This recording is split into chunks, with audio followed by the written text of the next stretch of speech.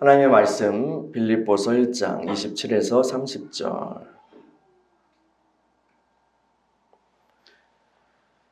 다 같이 한 목소리로 읽겠습니다. 시작. 오직 너희는 그리스도의 복음에 합당하게 생활하라. 이는 내가 너희에게 가보나 떠나 있으나 너희가 한 마음으로 서서 한 뜻으로 복음의 신앙을 위하여 협력하는 것과 무슨 일에든지 대적하는 자들 때문에 두려워하지 아니하는 이 일을 듣고자 함이라.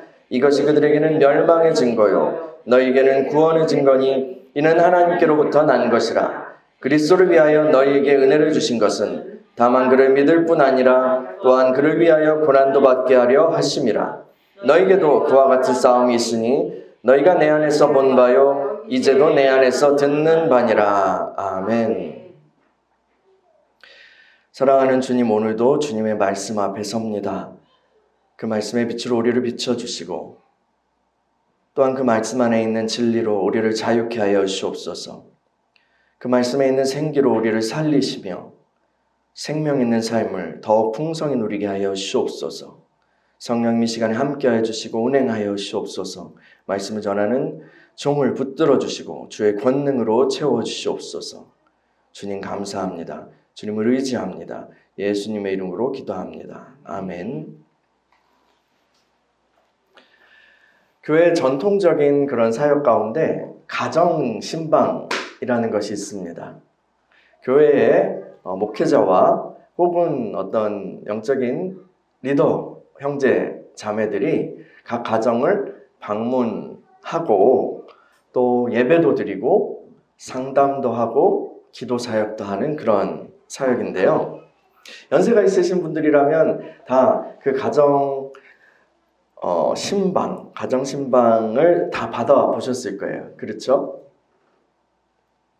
소위 그 대신방 기간에는 담임 목사님이 각 가정을 방문합니다.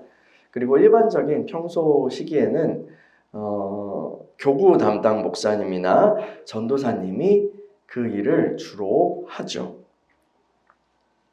근데 이제 최근에는 사람들이 자기 집이나 사생활을 공개하는 것이 이제 어려워하고 또 꺼려하는 부분이 많이 생겼고 또 집에 있는 사람이 별로 없어요. 다 노동시장에 투입돼서 일을 하기 때문에 시간이 없죠. 그래서 점차 이 가정신방 사역이 줄어들거나 아니면 다른 방식으로 대체되고 있습니다. 그럼에도 불구하고요, 신방 사역은 꼭 필요합니다. 목회 사역과 각 가정의 그 중요한 연결고리가 되기 때문이죠. 그냥 막연하게 목회자가 그냥 막연하게 주일에 보는 얼굴만 딱 보고 사역할 때와 또 각 가정의 구체적인 사연들, 어려움들을 알고 사역할 때 그 사역의 질은 크게 차이 나죠. 목회자도 사람이기 때문에 단지 어떤 보고서나 글을 통해서 접하는 그런 기도 제목과 직접 그 상황을 보고 접근하는 사람 얼굴을 대하고 하는 그런 문제에 대한 실감이 다릅니다. 당연히 그렇게 실감 나는 공감을 하게 되면 그런 기억이 딱 있고 만남이 있으면 더 구체적으로 간절히 기도하고 세심하게 또 설교도 준비하고 하게 되는 거죠. 또 신방사역은요, 각 가정에 대한 어떤 하나님의 마음과 뜻을 알게 되고 또 주님이 주시는 복을 받을 수 있는 기회이기도 합니다. 은사적인 어떤 교단이나 그룹에 속해 있지 않더라도 대부분의 담임 목사님들께는 하나님의 주신 그런 권세와 능력이 있습니다. 양떼를 잘 돌보라고 주신 능력이죠. 그 능력 중에는 때에 따라 알맞은 양식을 제공하는 그런 능력이 포함됩니다. 주일에는 교회 공동체를 향한 그런 말씀, 설교가 그 양식이겠죠. 그리고 가정신방 때에는 그 가정을 향한 알맞은 메시지를 전달하게 됩니다. 각 가정과 또 그에 속한 식구들을 위한 어떤 예언적인 메시지가 선포되는 거예요. 그 가정에서 그렇게 예배를 드릴 때요. 그래서 그 말씀을 통해서 가정의 문제가 치유되고 회복됩니다. 또 회개하고 변화되어야 할 문제가 무엇인지 깨닫게 되죠. 이것이 가능한 것은 성령께서 그분의 사역자에게 각 사람의 상황에 대해서, 각 가정의 상황에 대한 알맞은 말씀이 무엇인지 알려주시고 또 인도해 주시기 때문이죠. 이 바울 사도의 편지들에서도요, 그 편지를 처음 수신하는 교회들이, 그 성도들이 가졌던 특정한 상황들, 그 특정한 상황들이 있고, 그 편지에는 그 특정한 상황이나 문제를 향한 하나님의 메시지가, 사도적인 메시지가 담겨 있어요. 여러 가지 문제가 많았던 고린도 교회에 보낸 편지가 있죠. 고린도전서, 고린도후서. 이 편지들에서 그런 메시지가 특히 많아요. 문제가 많으니까 거기에 대한 대응도 많은 거예요. 우리는 바울 당시 교회들의 상황에 대해서 완전하게 알 수는 없습니다. 그런데 이 바울을 통해서 전달되는 하나님의 말씀을 통해서, 그러니까 서신서의 그 메시지를 통해서 그때 그 공동체의 문제가 무엇이었는지 유추해보고 또 재구성해볼 수 있는 거예요. 빌립보 교회는요, 칭찬을 많이 받은 교회 중에 하나입니다. 그럼에도 문제가 없지는 않았어요. 문제가 없지는 않았습니다. 오늘 본문에서 시작되는 바울의 글을 통해서 빌립보 교회의 문제가 무엇이었는지, 또 그것을 향한 하나님의 처방은 무엇인지 찬찬히 살펴봅시다. 또한 그 주님께서는 지금 21세기 한국 영등포구 신길동에 있는 우리 겨자씨 하나의 교회를 향해서 무엇이라고 말씀하시는지 귀를 기울여 보자고요. 빌립보서 1장 27절을 같이 읽어볼까요? 시작. 오직 너희는 그리스도의 복음에 합당하게 생활하라. 이는 내가 너희에게 가보나 떠나 있으나 너희가 한 마음으로 서서 한 뜻으로 복음의 신앙을 위하여 협력하는 것과. 아멘. 바울은 빌립보의 성도들을 향해서 선포합니다. 오직 너희는 그리스도의 복음에 합당하게 생활하라. 오직 너희는 그리스도의 복음에 합당하게 생활하라. 여러분은 그리스도의 복음을 듣고 믿으셨습니까? 아멘. 우리는 복음을 믿고 구원받은 하나님의 백성들입니다. 할렐루야. 그런데 어떤 사람들은 여기서 이야기가 끝난 줄 알아요. 그러나 복음은, 복된 소식은 우리에게 계속 말을 걸어옵니다. 여러분은 죄사함을 받았습니다. 여러분은 거듭난 생명을 얻었습니다. 아멘. 감사합니다. 끝난 줄 알았더니 복음은 계속 더 할 이야기가 남았다고 이야기를 해요.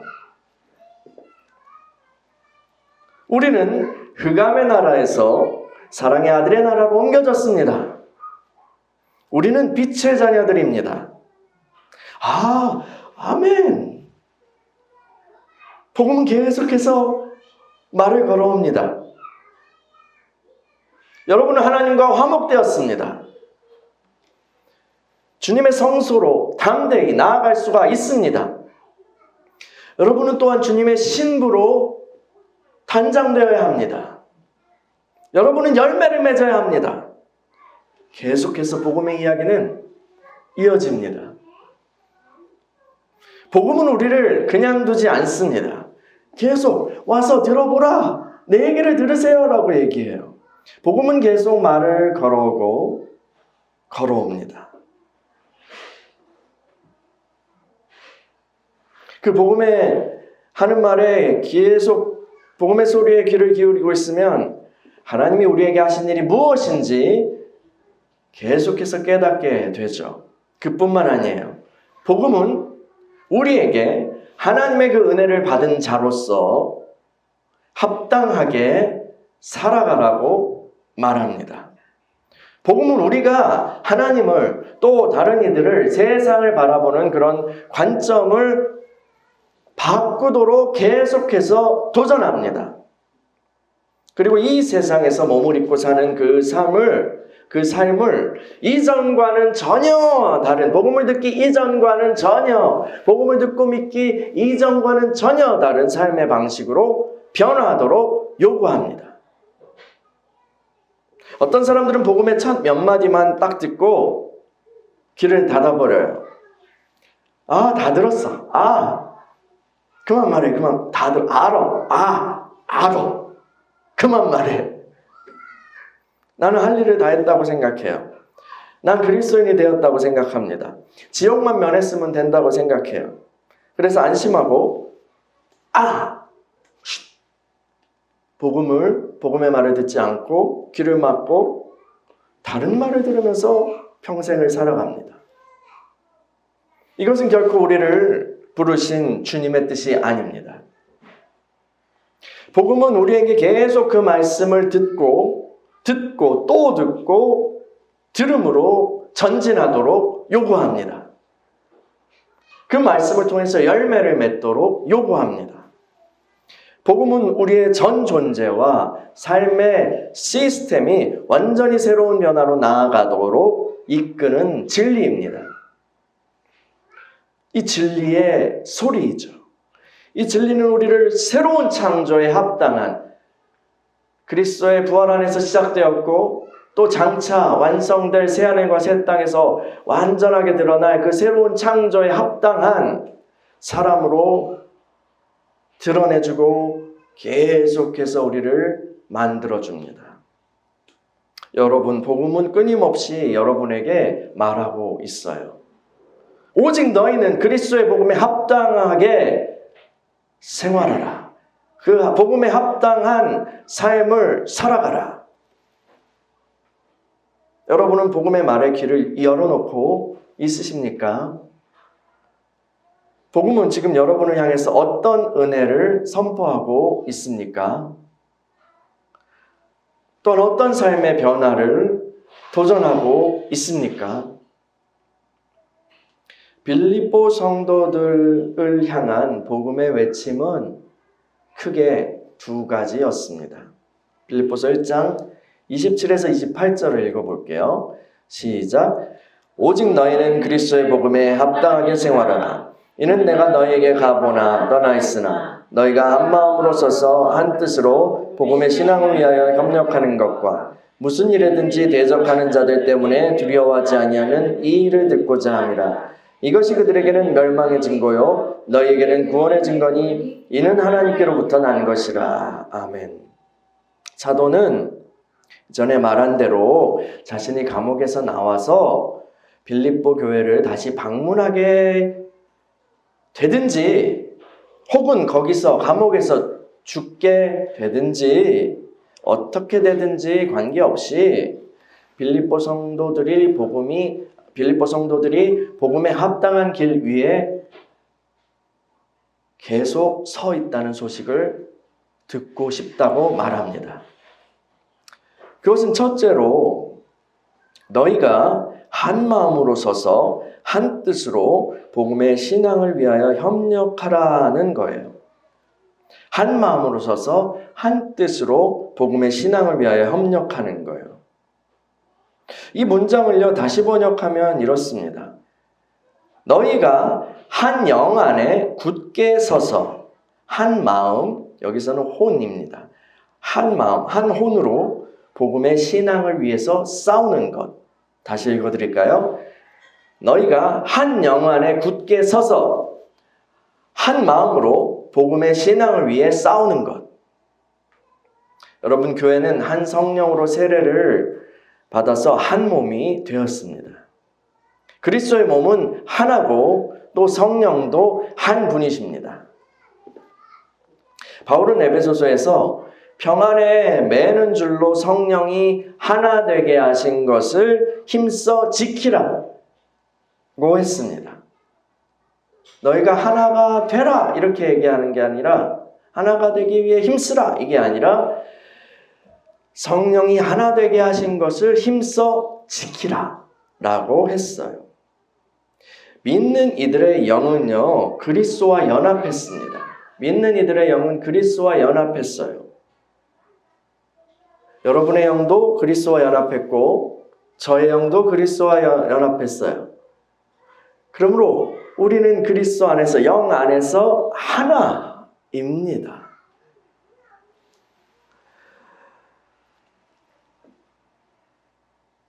수련회 같은 때 아주 은혜로운 수련회나 집회 같은 때 마지막 날이나 거의 마지막 날 밤에 경험해 보셨을 거예요.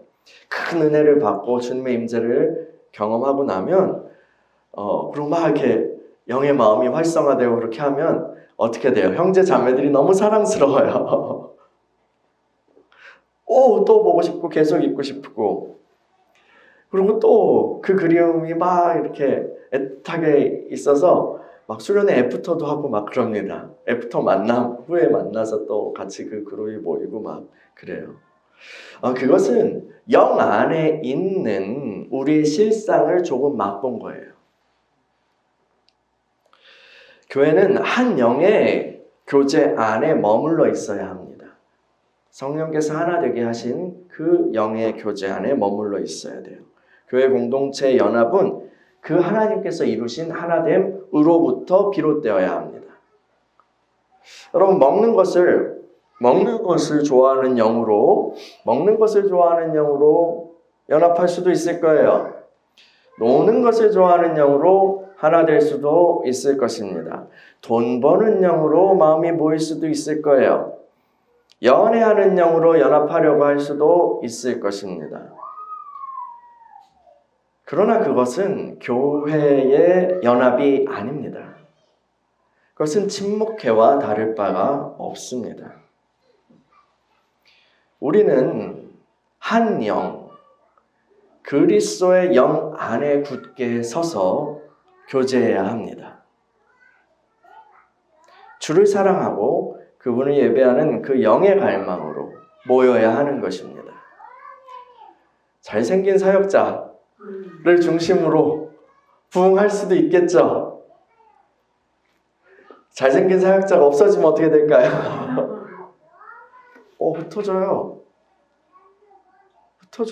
진짜요.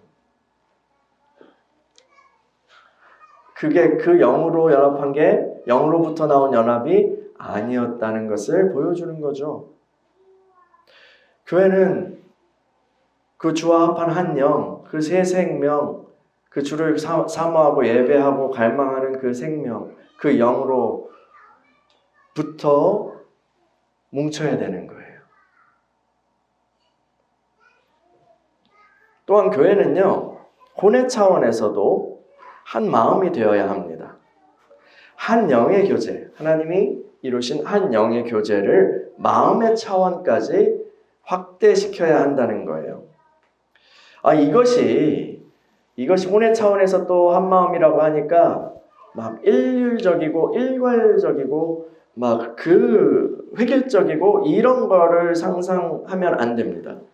똑같은 옷을 입고 똑같은 가죽 벨트를 하고 똑같은 말투를 쓰고 똑같은 모습으로 그렇게 교회 생활하고 살아야 된다는 것이 아니에요. 여기서 한 마음이 된다는 것을 이 세상 관념, 세상에 타락한 어떤 파시즘과 비교해서 그것으로 호도하지 마십시오. 한 영 안에서 한 마음이 된다는 것은 결코 여러분의 개성을 죽이라는 것이 아니에요. 그러나 그 개성은 거듭난 개성이어야 해요. 그게 뭐냐면 그리스도의 몸 안에서의 지체의 개성과 다양성이요. 여러분은 손일 수 있어요. 여러분은 발일 수 있어요. 여러분은 입일 수도 있어요. 여러분은 대장일 수도 있고 소장일 수도 있고요. 여러분은 엉덩이일 수도 있어요. 이런 몸의 지체의 다양성을 우리는 가지고 있습니다. 그 개성을 얘기하는 거예요. 이 머리이신 그리스도께 한 마음이 된다는 것은 우리 머리이신 그리스도께 순복하고 주님께서 부여하신 각자의 위치에서 자신의 정체성과 개성을 발현시켜 나간다는 거예요. 몸의 하나됨의 표현이요.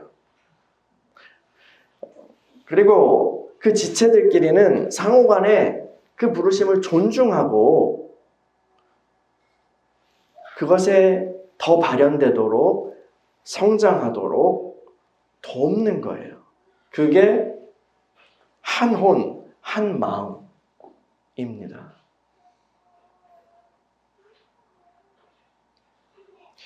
또 한 혼, 한 마음은 각 사람의 말과 행동의 모든 중심 동기가 그리스도를 위한 것이 되어야 한다는 거예요. 각자 자신의 입장을 중심으로 놓고 판단하고 행동하는 것이 아니라 그리스도, 예수님, 그분의 복음, 그것의 유익을 위하여 생각하고 판단하고 행동하는 마음을 품는 거예요. 그게 바로 한 마음입니다. 한 마음이요. 이것은 바울 사도가 우리에게 모범으로 지난 시간에 나눈 바와 같이 바울 사도가 우리에게 모범으로 보여준 바와 같죠. 그리스도를 중심으로 상황을 해석하는 거예요. 그리스도의 입장으로 모든 동기를 가지는 거예요. 사도는 빌립보의 교회가 한 영 안에 굳게 서서 한 마음, 혼으로 복음을 위해 싸우는 어떤 한 팀이 되기를 바라고 있는 것입니다. 여러분, 축구나 야구, 팀 같은 경기를 즐기거나 아니면 보신 분들은 아실 거예요. 팀워크가 굉장히 중요하죠. 그렇죠? 팀워크요. 선수마다 팀 안에서 각자의 포지션이 있습니다. 그리고 역할이 있죠. 이것은 감독이 안배하는 거예요. 공격수는 공격을 하고 또 수비수는 수비를 해야 합니다. 골키퍼는 골문을 지켜야죠. 골문을 지켜야 돼요. 그런데 막 골키퍼가 상대방 진영까지 막 뛰어가서 골을 넣겠다고 막 이렇게 하면은 어떻게 되겠어요? 그 팀은 망하게 될 것입니다.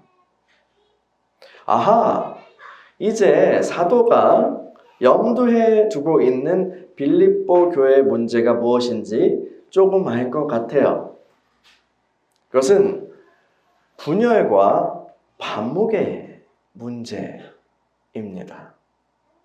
뒤에 계속해서 나오겠지만 이 빌립보 지방 교회의 유력한 인물로 보이는 두 자매가 있었어요. 이름은 유오디아와 순두개입니다. 이 유오디아와 순두개라는 인물 사이에 자세히는 안 나오지만 그들 사이에 뭔가 어떤 갈등이 있었던 것 같아요. 그리고 그들뿐만 아니라 어떤 반목하게 하는 어떤 것이 빌립보 교회를 공격하고 있었던 것 같습니다. 바울은 지금 이 편지에서 그 문제를 다루고 있는 거예요. 그 문제를 이제 다루려고 본격적으로 시동을 걸고 있는 거예요. 복음서에서 바리새인들이 이혼에 대해서 예수님께 질문을 합니다. 예수께서는 이렇게 대답하시죠. 하나님이 한 몸 되게 하신 것을 사람이 나눌 수는 없다. 그러나 사람들의 죄성 때문에 모세는 특정한 경우 이혼을 허용한 것이었다. 본래는 아니야. 이 원리는요, 분명 한 몸 되게 하신 가정뿐 아니라 한 몸 되게 하신 교회에도 적용할 수 있을 거예요. 성령이 하나 되게 하신 것을 지키는 것이 우선적인 하나님의 뜻입니다. 성도들끼리의 분열과 반목은요, 주님의 마음을 아프게 하죠. 또 교회의 기름 부음과 능력을 약화시킵니다. 이것을 누가 좋아하겠습니까? 마귀가 좋아하죠? 마귀는 이간질하고 분열시키는 전문가입니다. 마귀는 가정과 교회에 분열의 영, 분리의 영을 보내서 어떻게든 하나님이 하나 되게 하신 것을 찢어 놓으려고 합니다. 그래서 우리는 이 마귀의 계략을 알고 깨어서 대응해야 할 것입니다.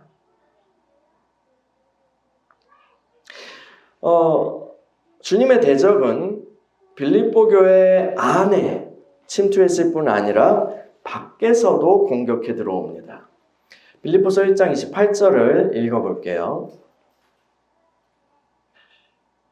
시작. 무슨 일이든지 대적하는 자들 때문에 두려워하지 아니하는 이 일을 듣고자 합니다. 이것이 그들에게는 멸망의 증거요 너에게는 구원의 증거니 이는 하나님께로부터 난 것이라. 아멘. 이 복음에 합당하게 행하라는 사도의 두 번째 메시지는 대적하는 자들 때문에 두려워하지 말라는 거예요. 빌립보 교회는요, 이방신을 섬기는 사람들 가운데 회심한 사람들입니다.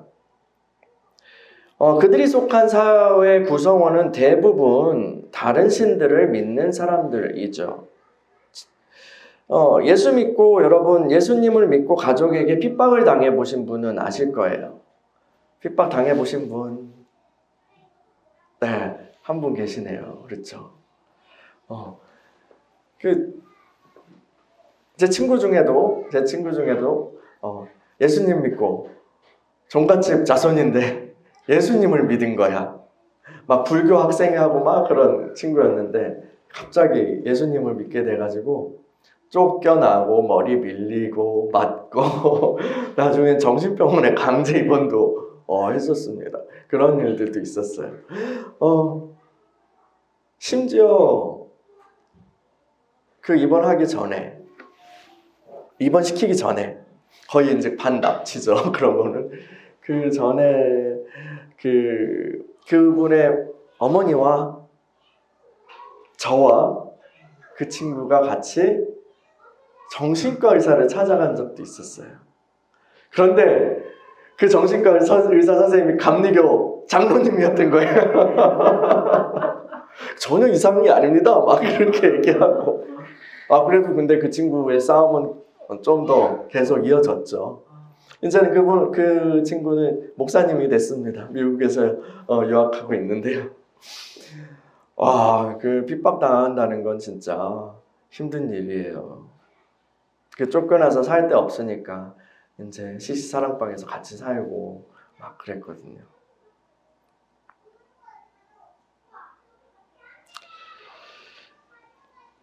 여러분 핍박을 당해보신 분들은 아실 거예요. 그게 정말 힘들다는 거예요. 또 믿는 자매들이 이렇게 막 노골적인 핍박이 아니더라도 믿는 자매들 중에 믿지 않는 가정에 시집을 가는 경우는 굉장히 많아요. 그렇죠? 시부모님들이 종교에 관대하신 분들이라면 모르겠지만 그 사항에 대해서 민감하신 분들이라면 눈치를 보지 않을 수 없겠죠. 눈치를 보게 됩니다. 그리고 가정의 평화를 위해서 하나 둘 포기하고 양보하다 보면 이 자매도 달랑 믿음 한 줄기 붙잡고 남은 게 이거밖에 없구나 하게 될 위험에 이르게 되죠. 빌립보 성도들도요, 그러한 두려움 가운데 살고 있었을 거예요. 그러나 사도는 그들에게 너희를 대적하는 사람들이 있더라도 두려워하지 말고 담대하라 라고 말합니다. 그리고 이런 상황, 대적하는 사람들이 있고 핍박하는 이런 상황은 다 하나님이 하신 일이야.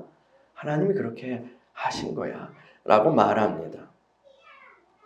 멸망할 자들은 복음을 대적합니다. 그러나 주님께서 택하시고 구원하시는 자들은 복음을 선택하고 그것 때문에 세상의 미움을 받게 되는 것이죠. 바울은 성도들에게 믿음의 대적자들이 있다는 것 자체가 복음으로 인해서 사람들의 영원한 운명이 드러나기 시작하는 것이라고 말합니다. 계속해서 읽어볼까요? 빌립보서 1장 29에서 30절 시작. 그리스도를 위하여 너희에게 은혜를 주신 것은 다만 그를 믿을 뿐 아니라 또한 그를 위하여 고난도 받게 하려 하심이라. 너희에게도 그와 같은 싸움이 있으니 너희가 내 안에서 본 바요 이제도 내 안에서 듣는 바니라. 아멘. 바울은 계속해서 빌립보 성도들에게 여러분 예수를 믿게 된 것만이 하나님의 은혜가 아니에요. 예수를 위해 고난을 받게 된 것도 여러분들이 하나님께 받은 은혜입니다. 라고 말하고 있어요. 흔히 우리는요, 우리에게 좋게 느껴지는 것만 은혜라고 판단이 돼요. 그렇죠? 고난당하는 거요? 누가 좋아하겠어요? 고난당하는 것은 은혜가 아니라고 생각합니다. 그런데 그렇지 않습니다. 그 고난이 예수를 위한 것이라면 그것은 은혜이고 특권인 것입니다. 그것은 하나님이 우리에게 주신 은혜입니다. 여러분 군인들이요, 병사들이 출세할 수 있는 방법은요, 전쟁에서 공로를 세우는 거잖아요. 그렇죠? 왕을 위해서 싸우고 죽을 수 있는 거. 그거는 그 군인의 충성심을 증명할 수 있는 기회예요. 예수님의 이름을 위해서 핍박당하고 고난당할 수 있는 기회. 그거 하나님이 우리에게 주신 거예요. 우리가 예수님을 위해서 고난당할 때, 기회, 특권. 이제 공을 세울 기회구나. 하나님께 내 믿음을, 충성을 증명할 기회구나. 그런 귀한 특권을 나에게 주셨구나. 라고 받아들이라는 거예요. 그것이라는 거예요. 그리고 이 기회에 충성을 증명하면, 하나님 앞에서 충성을 증명하면 장차 주님의 왕국에서 큰 상을 받게 될 것입니다. 어때요? 이렇게 생각하니까 막 사기가 오르지 않습니까? 예수 믿는데 왜 나는 고난이? 하나님 왜 나를 지켜주지 않아? 예수를 위해서 왜 이렇게 하는데 저렇게 대적자들이 나를 그렇게 해서 쪼그라들면 슬프죠. 그것이 아니라 사도들이 그 공회에 잡혀가서 막 위협을 받고 막 그랬을 때 어떻게 했다고 그랬어요? 예수를 위해서 핍박받는다 하면서 막 기뻐했다 막 이렇게 사도행전에서 그러거든요. 그것이 이렇게 되는 거예요. 나 같은 것도 하나님의 나라를 위해서 전투에 참여할 수 있는 특권을 주셨구나. 공을 세울 수 있는 특권을 주셨구나.